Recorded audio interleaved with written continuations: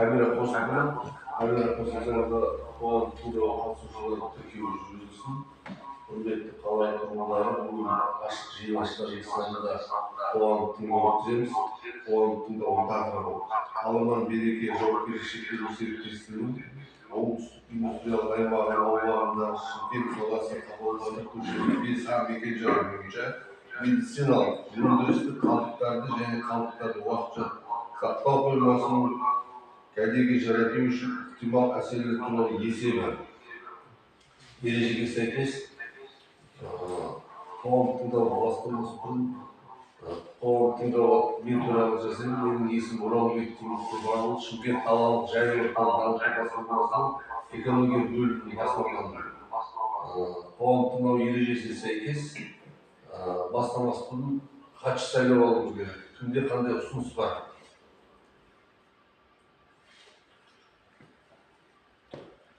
Хатшы кім болады? Ат жөндеріңіз таныстыр. Мен есімім Мұхтар Абылайхан, осы егінлік компаниясының эколог таныстым. Егер сіз шықпаңыз ба? Хатшы болады? Қалыс жоқ па?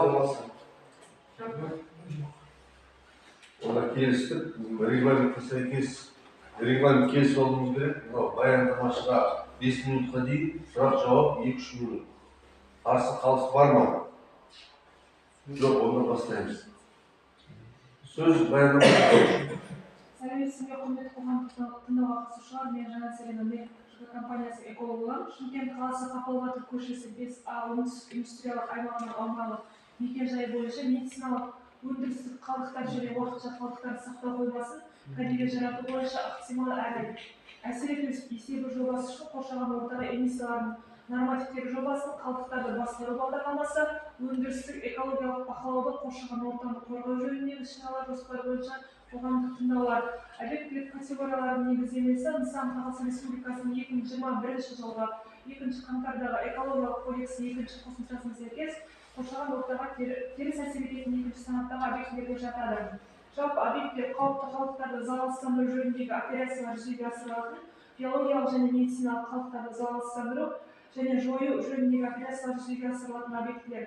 Аламан береке өндірістік базасының орналасқан аумағы Шымкент қаласы оңтүстік өндірістік аймағының аумағында қызыл кітапқа енгізілген өсімдіктер мен жануарлар жоқ. Кәсіпорынның шаруашылық қызметі аумағында сәулеттік көркемдік құндылығы бар және Қазақстан халық сәулет өнерін зерттеуде ғылыми қызығушылық тудыратын ескерткіштерді қорғау орындарына тіркелген ескерткіштер жоқ. Өндірістік базада аламан береке қалдықтарды кәдеге жарату, үшінші тұлғалардан алынған қалдықтарды орналастыру және уақытша сақтаумен айналысады. Қалдықтардың бір бөлігі жағылады, одан кейін күл қалдықтары полигонға шығарылады. Оның бір бөлігі әртүрлі манипуляциялардан сұрыптау, прессия, ұсақтау өтіп, екінші шикізат ретінде басқа кәсіпорындарға сатылады. Жалпы жобаны әзірлеу қажеттілігі шығарулар көздерінің параметрлерінің өзгеруіне байланысты туындады және бірқатар көздер қосылды. 2020 жылғы 17 мамырдағы оператор үшін атмосфераға ластаушы заттардың шығарындыларына рұқсатқа сәйкес шығарындар көлемі 39,997 тоннаны құрады. Жалпы кәсіпорындарда жүргізілген түйіндеу нәтижелері бойынша ластаушы заттар атмосфералық ауаны ластаудың 10 көзі арқылы түседі. Оның ішінде 5 ұйымдасқан және 5 ұйымдастырылмаған көздер бар. Кәсіпорында 2026-2035 жылдар кезеңінде әзірленген жобаға сәйкес ластаушы заттардың жалпы шығарындылары қоспағанда жылына тоннаны құрайды. Аламан береке қауіпті және қауіпті емес қалдықтарды шығарады. Қалдықтардың әрбір түрінің қауіптілік дәрежесіне жіктеу кодтары да қалдықтардың жіктеуінше сәйкес анықталады. Аламан береке өндірістік қызметінің нәтижесінде өндірістік және түтінді қалдықтардың үш түрі түзіледі. Оның ішінде қалдықтарды жіктеу бойынша бірінші қауіпті емес қалдықтар, екінші қауіпті қалдықтар. Объектілерді пайдалану кезеңінде өндіріс және түтінді қалдықтар түзіледі. Қалдықтардың жинақталудың жалпы көлемі 86,329 тонна жылына. Жалпы қалдықтар уақытша 6 айдан аспайтын арнайы бөлінген орындарда сақталады. Қалдықтардың жинақталуына қарай олар келісімшартқа сәйкес одан әрі кәдеге жаратуға, өңдеуге немесе үшінші тарап ұйымдарына кәдеге жаратуға беріледі. Кәдеге жаратуға қабылданған қалдықтардың көлемі 1220,4 тоннаны құрайды. сумен жабдықтау және канализация жұмыс аймағында қолданыстағы су құбыры және кәріз желілері жоқ. Жалпы тұрмыстық сарқынды суларды кәдеге жарату құрғақ шкафтарда немесе ауа өткізбейтін шоңқырлы бар дәретханаларда жүзеге асырылады. Ағынды сулар жинақталған сайын жақын жердегі тазарту құрылыстарына шығару мақсатында келісімшарт негізінде мамандандырылған ұйымдарға беріледі. Қалдықтар кәсіпорында өндіріс және тұтыну қалдықтарымен жұмыс істеуді бақылау, қалдықтар түзілу, жинақтау және уақытша сақтау жүйесін бақылаудан, сондай-ақ қалдықтардың әрбір түрін қалыптасқан қорғалған сәттен бастап оларды мамандандырылған кәсіпорындарға беру сәтіне дейін құжаттамалық және ұйымдастырушылық техникалық шешімдер тұрады. Объектілердің пайдалану процесінде өндіріс және тұтыну қалдықтары түзіледі, олардың негізгілері қатты тұрмыстық қалдықтар, қол және тағы басқа болып табылады. Қалдықтар уақытша 6 айдан артық емес, арнайы бөлінген ұйымдастырылған орындарда сақталады. Қалдықтардың жинақталуына қарай шарттарға сәйкес одан әрі кәдеге жарату, қайта өңдеу немесе көму үшін бөгей ұйымдарға беріледі. Физикалық әсері. Жұмыс кезінде жалпы белгіленген нормада физикалық шоу вибрация бөлінеді. Адам өміріне кері әсер байқалмайды, өйткені ең жақын тұрғын үйлер 1000 км жерде орналасқан. Осылайша физикалық факторлардың қоршаған ортаға әсердің төмен мәнінде бағаланады.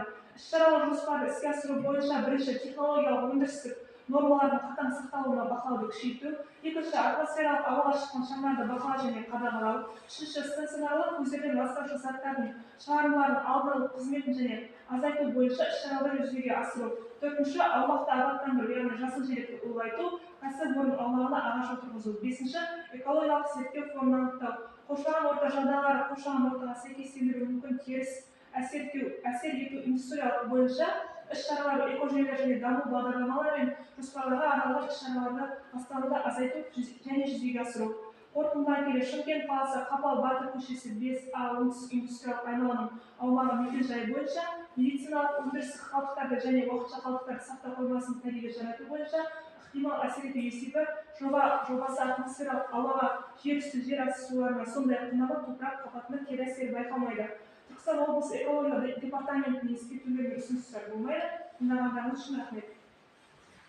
Жобаға байланысты кімде қандай ұсыныс бар? Сұрақтар беріңіздер. Көгаландыруды айтып өтіңіз, өздеріңіздің территорияларыңыз позволять ете ме? Көгаландыруға бар ма көгаландыратын жерлеріңіз? Жолын шеті. Бұларға талайттық, біраз көгілді, біраз жүргізуге қорап қалды. Мал жүйелі, және жүйелі.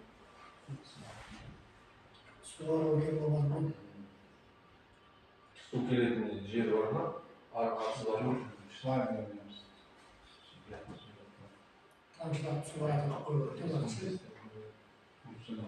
әдейі өтті, және құрап күтті біраз алға жеткендеріз. Сонда қатысушылар бар ма?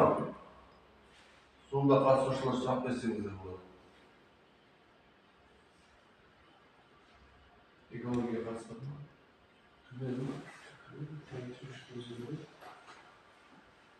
Кімде қандай ұсыныстарыңыз бар?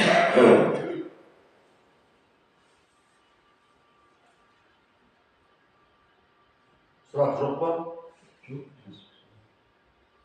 Онда мынау қойылған сұрақтар, оған берілген жауаптар хаттамаға тіркеліп, қосымша әлеуметтік желіде мына бүгінгі жиналыстың қоғамдық тыңдаудың видео жарияланатын болады. Қосымша көрсеңіздер болады. Егер сұрақтарыңыз болмаса, онда қоғамдық тыңдауды жабық деп жариялаймыз. Жобаны қолдайсыздар ма? Жақсы онда.